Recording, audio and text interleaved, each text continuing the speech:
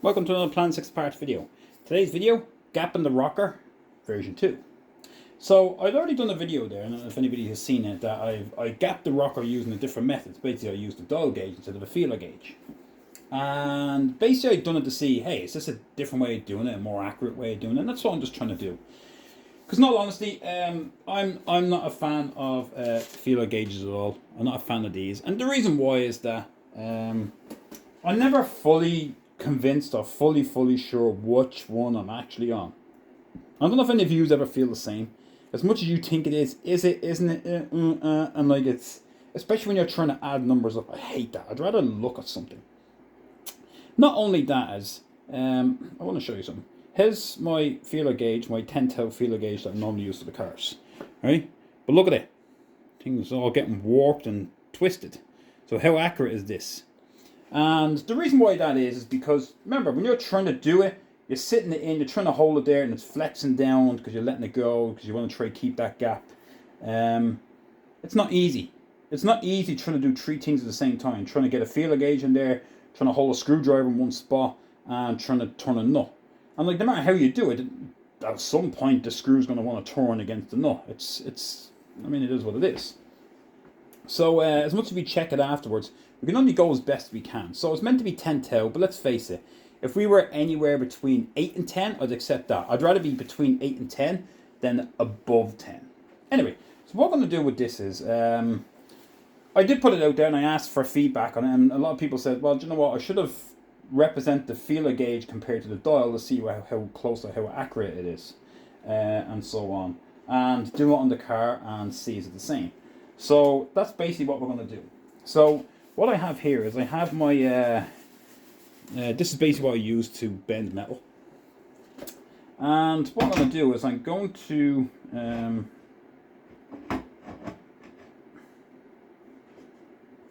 basically going to turn around and put the gauge here. Now I had it here already, so I'm just going to try to make sure it's pretty straight.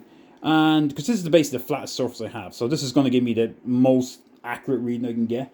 If I'm, to be honest, within the 1/1000th of an inch, I'll be happy with that. Like, if it's pinpoint, great. But, like, yeah, you know where I'm going with this. So what I'll do is I'll put it on it, and I'm going to just tap it up and down and see where it lands on the gauge. Here, let me move this up so you can see. Because every time it zooms in, it goes lower. So to me, according to... Now I'm trying to get the camera to be directly in line, because if the camera's offline, it's going to show it as offline. So what we see here, right? So let's go by what we see on the camera. To me, it's shown...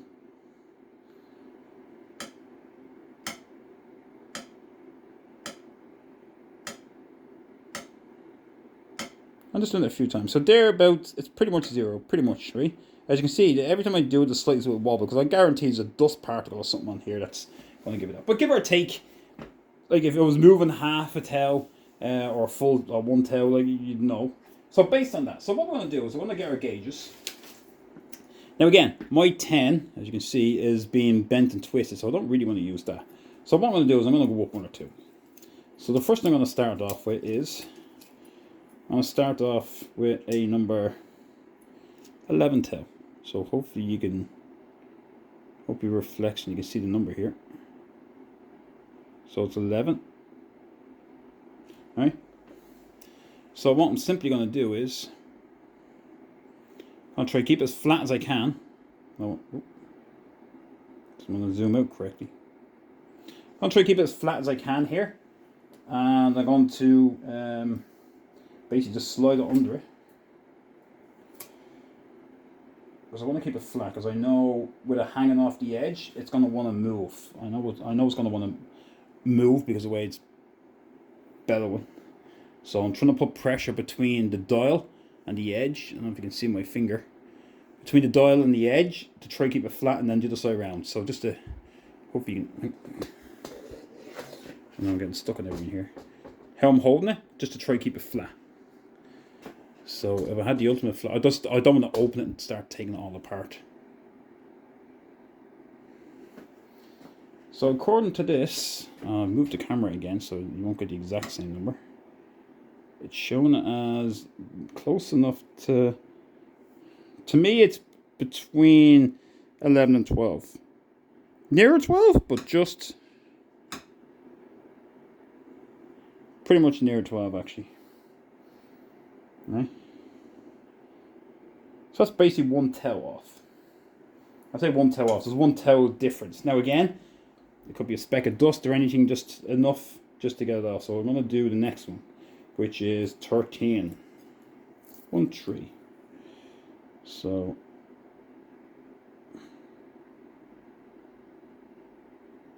hopefully I'm trying to do it that you can see it.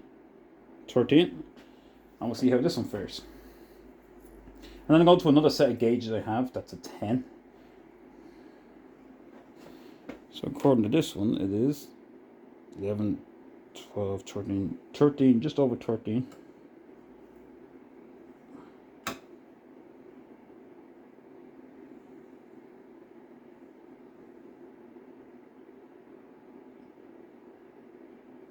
I think it's just over 13 there. 1, 2, 3, between 13 and 14. Right, so just the slightest bit over, just fine. And now I'm going to do another gauge, which is 10. Right? Obviously, the thinner it is, the more sensitive it is, and so on. So I really should take it out and lie flat, but I'm trying my best to. I just hope I'm not picking up a particle of dust. But again, if it's within 1 tel, I'm not going to argue 1 tel. So I just slid it underneath. This is shown, it's actually, yeah, just over 10. Between 10 and 11, this one is. So again, I'm going to lift it.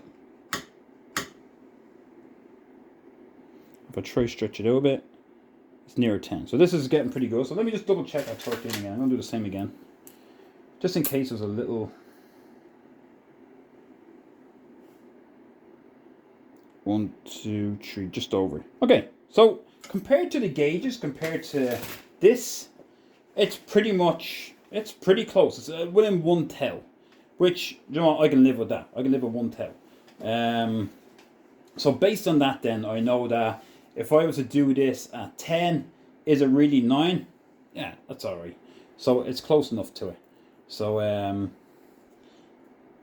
yeah, so that's basically this. So what it is now that I've done this, I'm basically going to go onto the car now, and I'm going to do the same thing. So actually, I'm going to do a second part on this. So join me in the next part. We're going to go back to the engine, and we're going to do the same setup using the gauges and the thing. Alright, so see you in the next part.